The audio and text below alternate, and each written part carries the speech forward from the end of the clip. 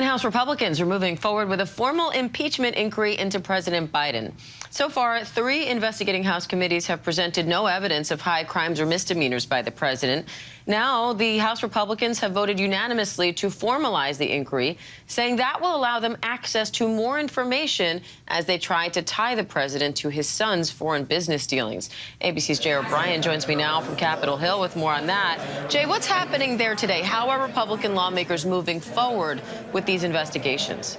Well, the argument has always been from House Republicans that formalizing this impeachment inquiry with a vote on the House floor like they did yesterday strengthens their case in court if they want to compel the White House and other individuals to comply with subpoenas from Congress for documents or for testimony. Republicans accused the White House of, quote, I'll quote directly from a statement from Speaker Johnson last night, of stonewalling lawful congressional subpoenas, and says that vote yesterday to formalize the impeachment inquiry strengthens their case in court if they want to go enforce those subpoenas. As you'd imagine, Democrats in the White House paint the exact opposite picture, saying Republicans have had access to a number of different kinds of interviews and thousands of pages of documents, and to your point, as you said earlier, have shown no direct linkage between President Biden and his son's overseas business dealings, and say that this impeachment inquiry is just a political process, and they call it a political witch hunt against the president and his son. So you can expect Congress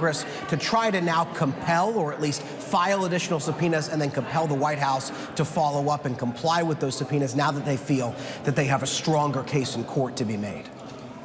Now, Hunter Biden slammed this probe. He stood outside of the Capitol saying MAGA Republicans have attacked his character to embarrass his father, and that he's ready to testify, but only publicly. House Oversight Committee Chairman James Comer says he plans to hold Hunter Biden in contempt of Congress.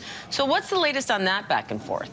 Yeah, and if you think back to this saga as it relates to Hunter Biden, he was subpoenaed to appear before Congress yesterday and testify behind closed doors. And instead, he gave that press conference and he said, I will testify in a public setting. So in a sense, or in actuality, he defied that subpoena. So you can expect, when we talk about the first order of business in this newly formalized impeachment inquiry that's been going on for months, but was solidified with this vote yesterday, that holding Hunter Biden in contempt, as Chairman Comer and Chairman Jordan have promised to do, will be top of the list in those first orders of business. Hunter Biden again saying that he doesn't want to testify behind closed doors as the committee wants him to do. Instead, he wants to do it in a public setting, but the Republicans running this investigation say they are going to conduct it on their terms, Diane.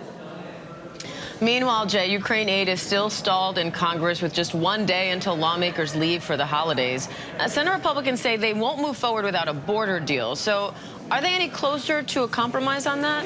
Well, that 1 day in the House is today. Members of the House of Representatives have a vote that's happening. Let me look down here at my screen right now as we speak. And when that vote is over, most are expected to leave for the Christmas holiday, and there is no momentum on any kind of Ukraine aid package that would also include, as the president has requested, funding for Israel as well as some money for border security. And that's because Republicans have said that they don't just want that money for border security in this package, they want wholesale changes to immigration policy. And while there are still negotiations that appear to be very slowly progressing in the Senate, they have not progressed to the point where there is any kind of deal on exactly what those changes to immigration policy would look like. So the House says they have nothing to vote on, so they're going to go home. The Senate expected to go home as well, and it's unclear what that will mean for those negotiations. The negotiators have promised that they're going to keep talking, but if they're not physically in the Capitol,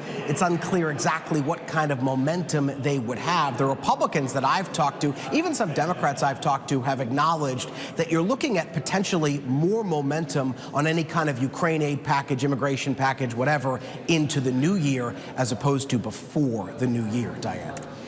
All right, Jay O'Brien on Capitol Hill. Thank you.